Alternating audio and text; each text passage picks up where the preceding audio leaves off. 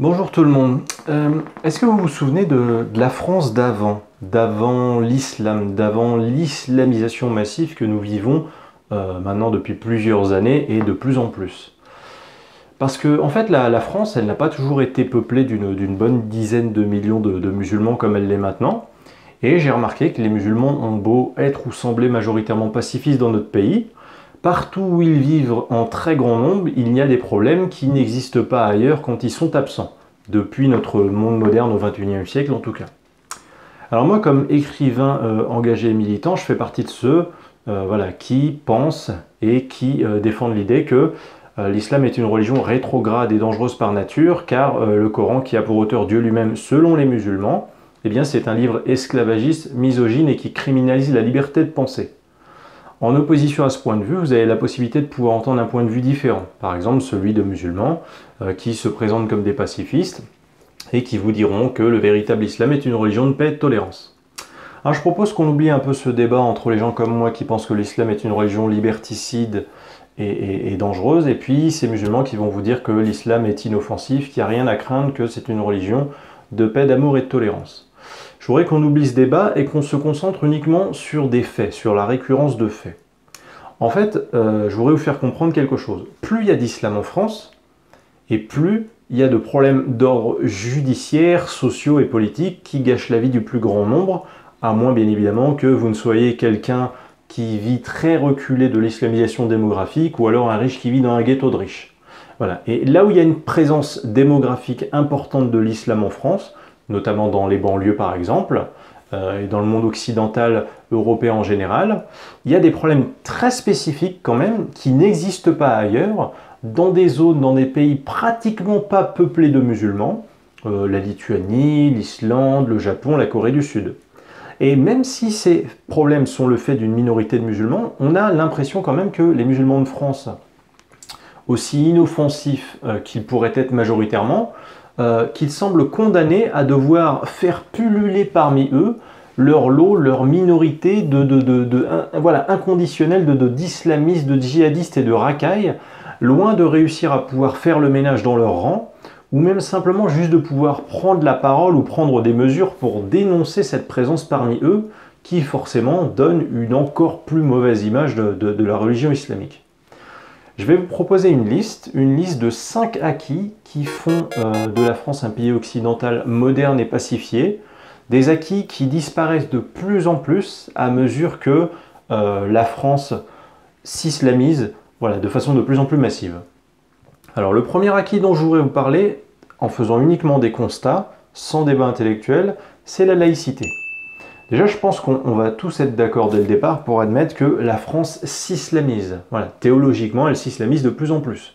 Aujourd'hui, il y a plusieurs milliers de mosquées partout sur tout le territoire, même en Corse ou au Pays Basque, dans absolument tous les départements de notre pays. Pourtant, ça n'a pas toujours été le cas.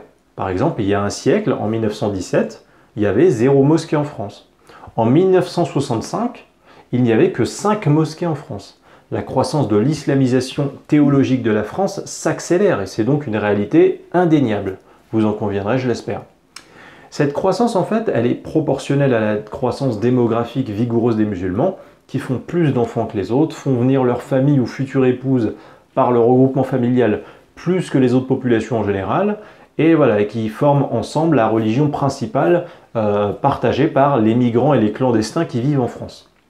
Le vote musulman courtisé par nos politiciens donne par conséquent envie à ces politiciens de promouvoir le vivre ensemble avec l'islam, le ramadan, eux qui dorénavant désertent toutes les foires à la saucisse, la construction des mosquées, des adaptations de nos cadres de vie à tous pour faire une place à l'islam. Comme tout pays occidental scientiste, la France, elle devenait de moins en moins religieuse depuis la fin de la Seconde Guerre mondiale. Et hop, nos dirigeants politiques ont eu la merveilleuse idée d'importer massivement cette religion obscurantiste qui délaïcise de plus en plus notre société. Et maintenant, pas un jour ne se passe sans que l'on entende parler de l'islam dans notre pays. Cette religion est omniprésente de plus en plus. C'est essentiellement, je reviens là-dessus, grâce à l'immigration et au regroupement familial que l'islam s'est installé en France, puisque les nations occidentales ont passé plus d'un millénaire à se barricader des assauts d'arabo-musulmans adeptes des conquêtes de califes et qui ont tout tenté pour essayer de rentrer en Europe, d'envahir l'Europe durablement dans le but de la dominer. Ouais, dans l'Europe du Moyen-Âge, les Occidentaux, ils étaient déjà islamophobes. Voilà, ils refusaient d'être envahis. Ils n'arrivaient pas bien à saisir la beauté conceptuelle de l'islam qui leur était présentée par des musulmans armés d'épées qui désiraient s'accaparer leur terre et leurs biens sans leur demander l'autorisation. C'était peut-être pas la meilleure façon, on va dire, de nous vendre le mythe de la religion, de la paix et de la tolérance. Quand on veut rentrer chez les gens avec des bonnes intentions, on les attaque pas. On commence par frapper à la porte, on demande gentiment si on peut rentrer. Enfin bref. Donc sans remonter trop loin dans le temps, je pense qu'on peut remarquer des grandes différences en tout cas entre une France sans islam, une France où vivaient seulement quelques dizaines de milliers de musulmans, entre, disons, allez, une France des années 60-70 maximum, avec peu d'islamisation, et à côté de ça, la France du 21e siècle dans laquelle nous vivons actuellement. Les musulmans ont beau majoritairement ne pas être des criminels du point de vue du droit français, il existe quand même des problèmes qui n'apparaissent que dans les sociétés européennes où il y a beaucoup de musulmans et pas ailleurs, encore une fois, comme en Corée du Sud ou au Japon par exemple. Avant en France, quand il y avait un attentat terroriste commis par un ou des musulmans, parce qu'ils se prétendent musulmans, hein, les responsables religieux musulmans, ils se faisaient discrets quand c'était ce genre d'attentat commis au nom de l'islam. Limite, ils rasaient les murs, voilà, ils se disaient que c'était peut-être pas le moment de la ramener. Maintenant, après chaque attentat terroriste commis par un djihadiste sur notre territoire, que font les responsables associatifs et religieux musulmans en France? Ils exigent. Ils exigent quoi? Que l'État français organise et finance le culte musulman, que les musulmans aient encore plus de mosquées, que la religion islamique soit un peu plus embellie dans les médias, dans les programmes scolaires. Donc en gros, pour punir les djihadistes, on doit optimiser l'efficacité et la promotion de l'islamisation de la France. Pourquoi promouvoir la religion? Pourquoi justement, après un attentat commis au nom de l'islam, pourquoi ne pas promouvoir la raison? En tout cas, enfin, je sais pas, entre la promotion de l'islam de France et les extinctions de Tour Eiffel et les bougies allumées qui se prend dans la gueule, l'État islamique, voilà, il peut trembler, ça c'est clair. Hein. Second sujet, la sécurité. Alors, vous vous rappelez, avant en France, quand les musulmans n'étaient pas une dizaine de millions comme maintenant, mais seulement quelques milliers, on n'attendait pas 2 heures à l'aéroport avant de pouvoir se faire palper et fouiller un par un. Voilà, et on avait même le droit d'emporter sa bouteille d'eau, voilà, dans l'avion. Ça, c'était avant. Maintenant, dans nos sociétés islamisées qui importent et enracinent l'idéologie djihadiste en France, voilà, l'idéologie qui se réfère au même livre religieux que les musulmans, à savoir le Coran, eh bien on doit apprendre à être patient. Voilà, à être patient, et on doit avoir peur éventuellement de passer pour un terroriste si on a le malheur d'avoir réussi à faire entrer une bouteille d'eau Evian de 33 centilitres sur un vol long courrier.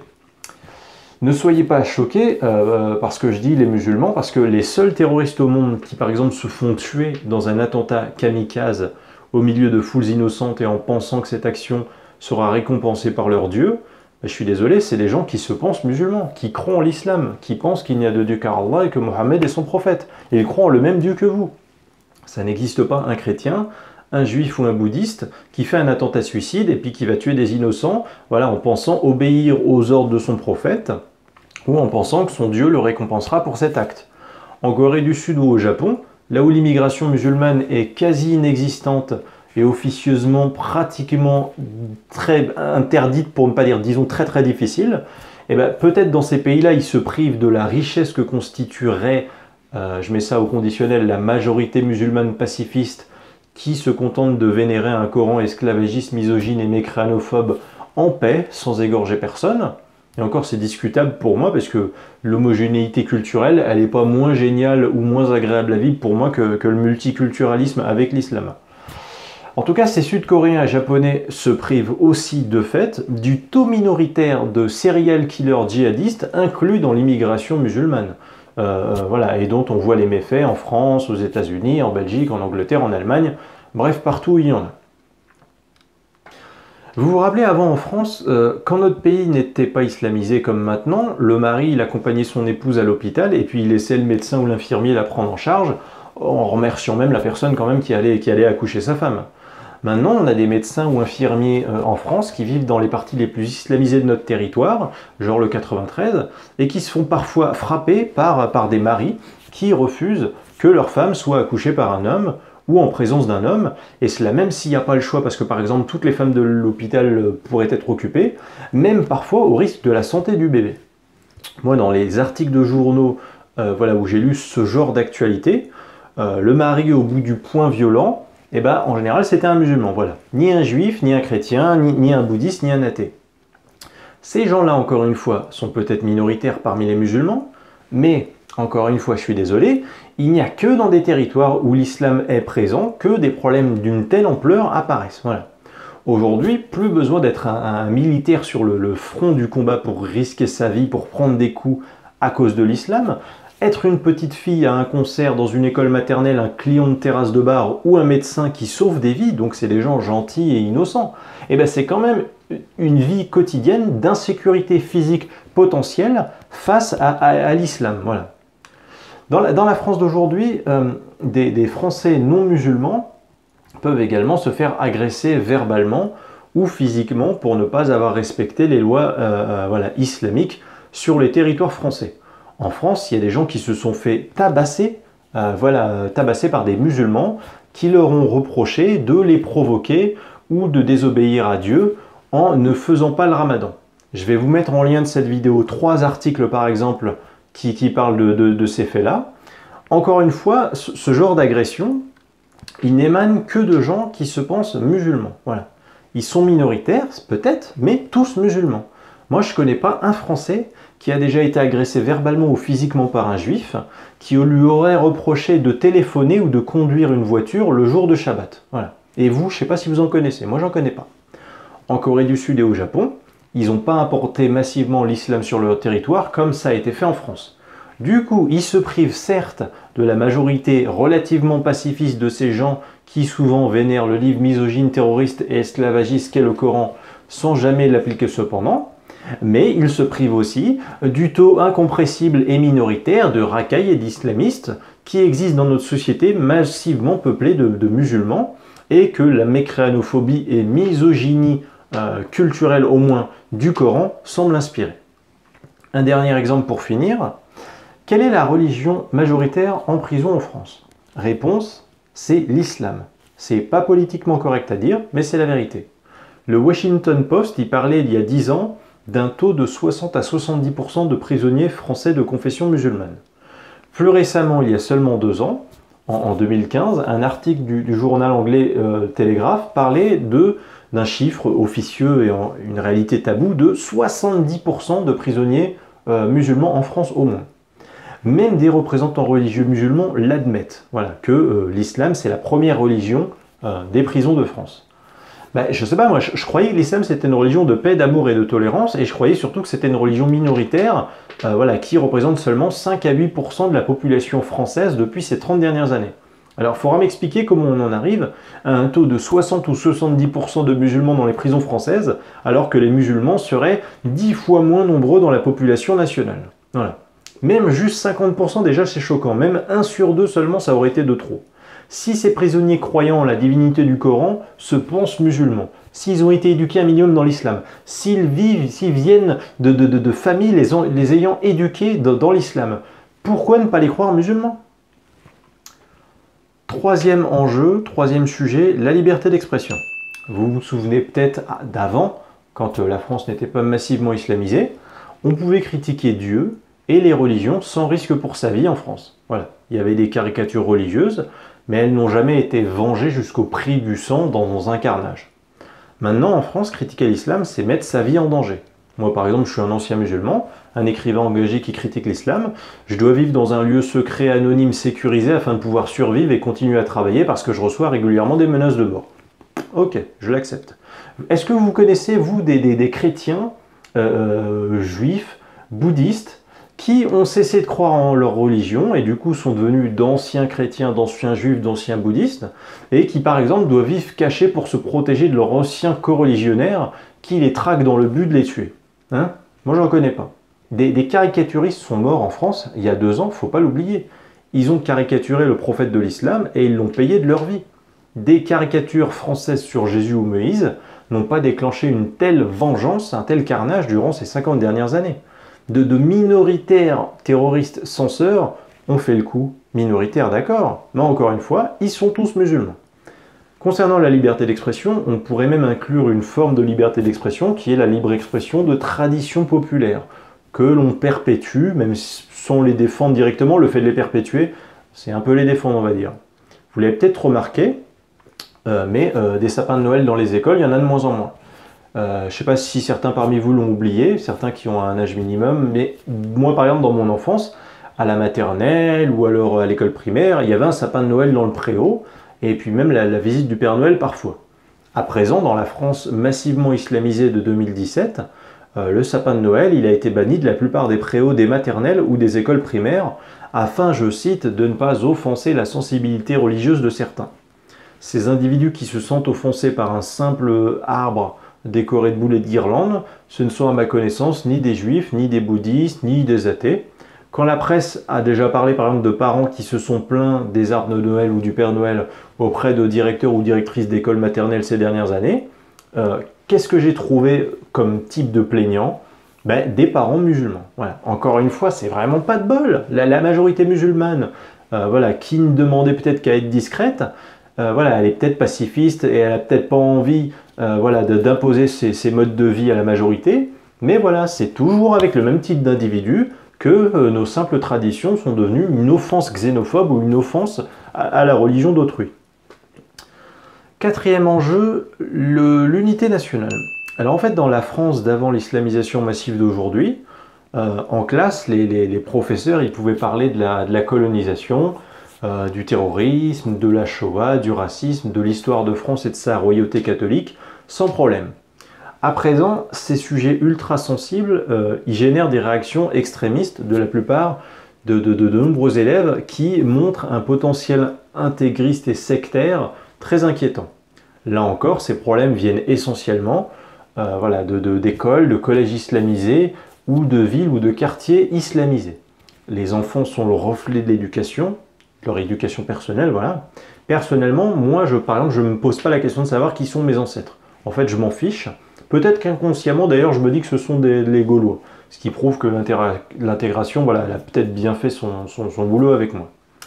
Mais à force que la gauche, qui domine l'éducation nationale et les programmes scolaires depuis plusieurs décennies, à force qu'elle ait mis dans la tête de tous les Français d'origine maghrébine comme moi ou d'origine africaine, qu'ils sont des proies dans la jungle du racisme dominé par le lion blanc, ou des descendants de colonisés qui ont souffert de la colonisation des Blancs, ou des minorités religieuses dans une France laïque qui les considère comme des êtres différents ayant des droits différents. Mais comment voulez-vous créer chez les jeunes générations musulmanes françaises le sentiment d'appartenance nationale? Plus qu'en tout cas une haine tribaliste et revancharde à prendre voilà, vis-à-vis de la France.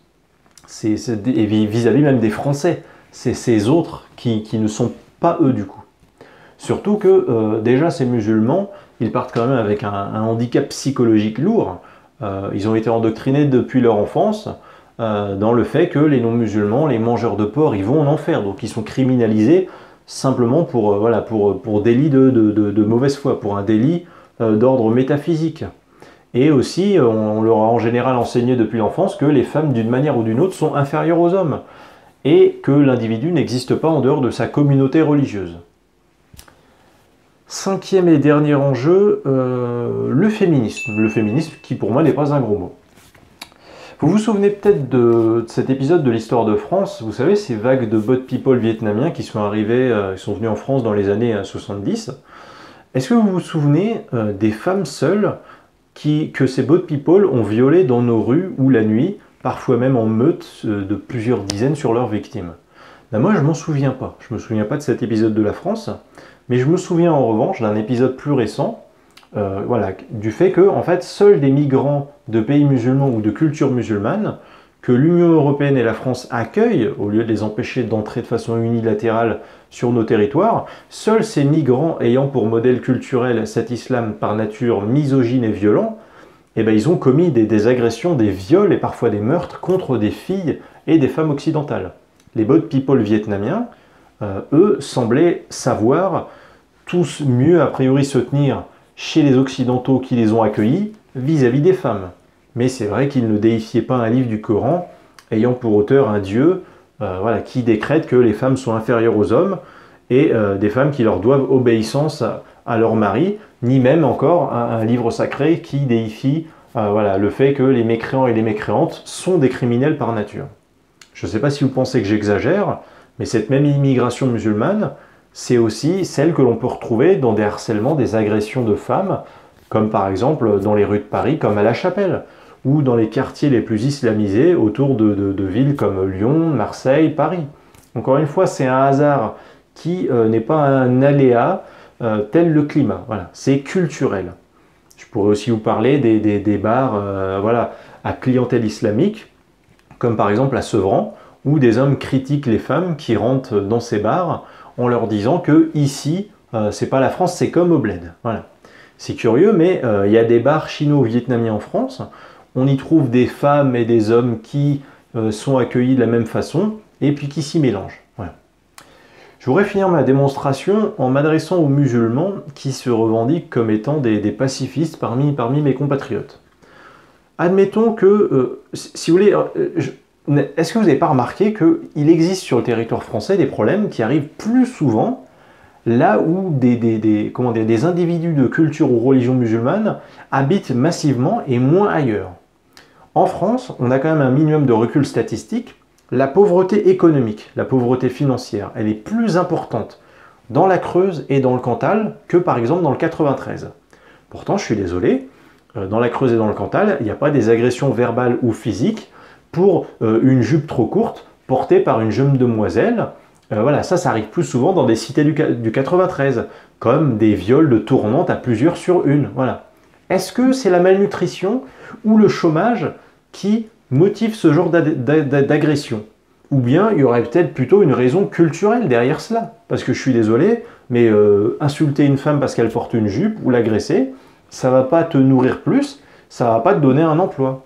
Il faut arrêter à un moment donné de justifier derrière tous ces comportements la pauvreté, de mettre la pauvreté économique voilà, pour justifier ces crimes. En plus, c'est une insulte faite à toutes ces familles pauvres qui ont réussi à bien éduquer leurs enfants. Moi, je suis agnostique, j'ai aucune religion. Vous croyez en la divinité du Coran et en le prophète Mohammed, admettons même que mon diagnostic soit faux et que vous, les musulmans pacifistes, voilà, vous prétendez que l'islam est une religion de paix et de tolérance, admettons que ce soit vous qui ayez raison. Voilà. Mais alors, du coup, je me dis, mais il n'y a rien qui vous interpelle. Vous êtes les représentants d'une religion de paix et de tolérance.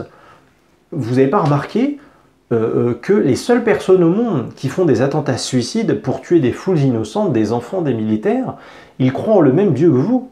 Vous n'avez pas remarqué que les 13 pays dans le monde qui sont les seuls à punir de mort les apostats pour leur délit d'absence de foi religieuse, eh bien, ils sont essentiellement musulmans ou peuplés de musulmans en tout cas. Vous n'avez pas remarqué que les pires pays au monde où vivent quand on est une femme, ce sont des pays musulmans. Moi, je suis pour la liberté de croyance. Croyez en ce que vous voulez, mais je vous le dis très sincèrement, la France, elle serait plus belle, plus unie et plus sûre que jamais sans votre infâme religion que des politiciens, il y a quelques décennies, ont décidé de faire rentrer, alors que jusqu'à présent, bien évidemment, l'Europe était barricadée contre cet islam mortifère qui a toujours produit les mêmes effets partout où il domine démographiquement et donc politiquement. C'est pas toujours de la faute des autres si quelque chose ne va pas avec votre islam. Il faut peut-être se poser des questions.